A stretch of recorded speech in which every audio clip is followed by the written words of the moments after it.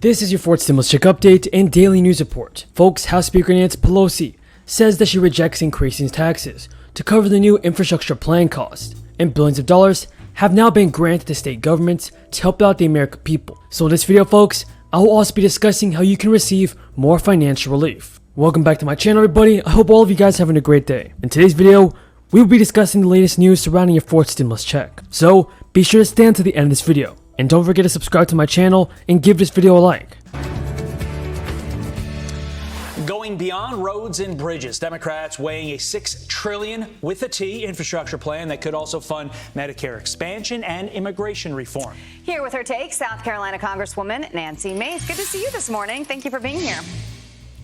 Good morning, and thanks for having me on again. Of course. Okay, so let's go ahead and pull up here what they are considering in this $6 trillion spending package. As you see, that includes expanding Medicare eligibility, legal status to some illegal immigrants, lowering the cost of prescription drugs, addressing climate change threat, addressing the housing crisis.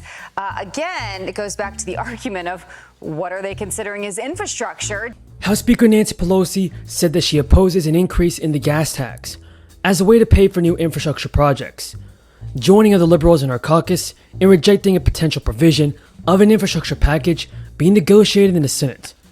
Nancy Pelosi told reporters, "I'm not even sure if it's in, but one thing they were going to do was expand the gas tax, and I would not be for that. I don't think that America's working families should be footing the bill for roads and bridges that America's wealthiest people and their businesses are using without paying for them." Now, Pelosi also rejected the idea of shifting funding from the Democrats' latest stimulus relief package, a $1.9 trillion law signed by President Biden. Republicans have been clamoring to tap unspent funds from the aid bill to cover the cost of new infrastructure projects. Pelosi defended the emergency spending on unemployment and other safety net programs, saying it's there for a purpose. What do you think lawmakers should do, everybody, on the next stimulus relief package? Tell me your thoughts in the comments below. Now, Senate Democrats are weighing spending as much as $6 trillion on their own infrastructure package if the chamber's bipartisan talks fall. Senate Majority Leader Chuck Schumer has repeatedly insisted that infrastructure talks are currently on two tracks. The first track is bipartisan, while the second track will include priorities that have no chance of getting GOP support. He huddled with Democratic members of the Budget Committee to discuss strategy, with no firm decision reached. According to the provisional plan, half the proposed Democrats-only alternative would be paid for.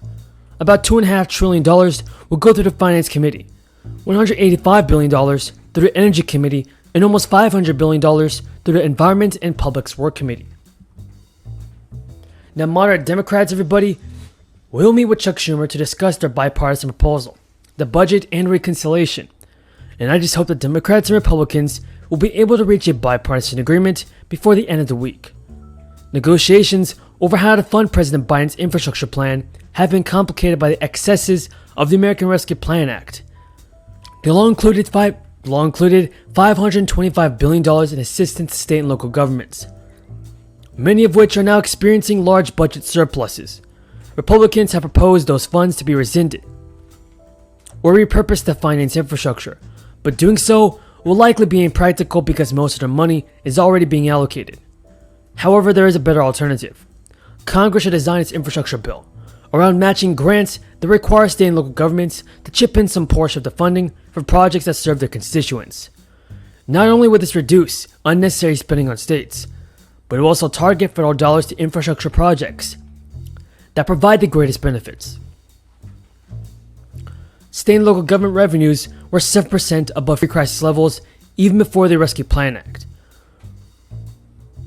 even offered them $500 billion more. California alone is anticipating a $76 billion budget surplus over the next 2 years, much of which is being spent mailing checks to residents instead of making meaningful long-term investments. Several Republican governors are spending the funds on alternative forms of compensation, such as return-to-work bonuses that are serving as cover to end the expansion of unemployment benefits in their states. More than 2.5 million California Golden State stimulus payments, worth $1.6 billion, has already gone out for eligible people in the state, who have already filed their tax returns, which is great news. In a statement, everybody, Governor Gavin Newsom said Californians who have not filed their 2020 taxes should know that they may qualify for these funds, and we look forward to building on programs like this that invest in and support Californians in the months ahead. So, Some of the Californians, like those who receive SSI benefits, can expect these payments later this summer. Recipients of other benefits may qualify for a one-time $600 Golden State Grant Program payment, and that is separate from the Golden State stimulus. What do you think about this, everybody? Do you believe that states should send out more stimulus relief payments to their residents? Comment down below. Development for anyone who cares about voting rights, and we all should.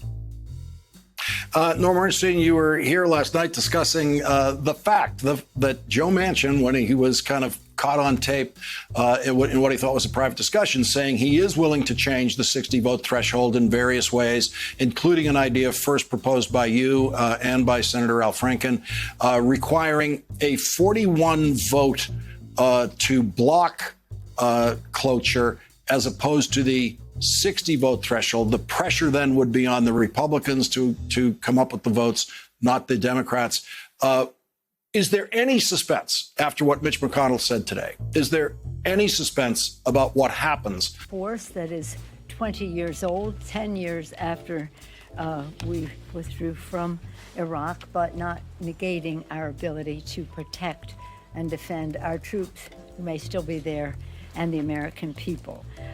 As we come together now, we are, of course, happy with the Supreme Court decision on the Affordable Care Act.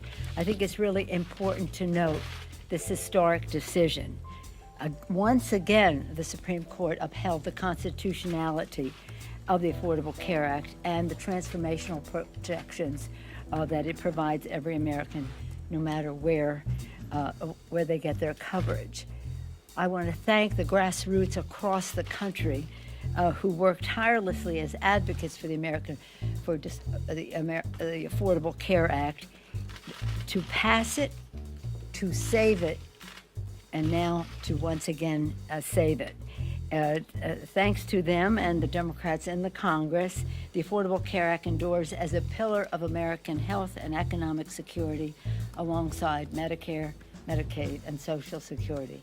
When we passed it, I said this is a pillar of economic and health security, along with the others. Today's Supreme Court decision is a landmark victory for Democrats' work to defend protections for people with pre-existing conditions.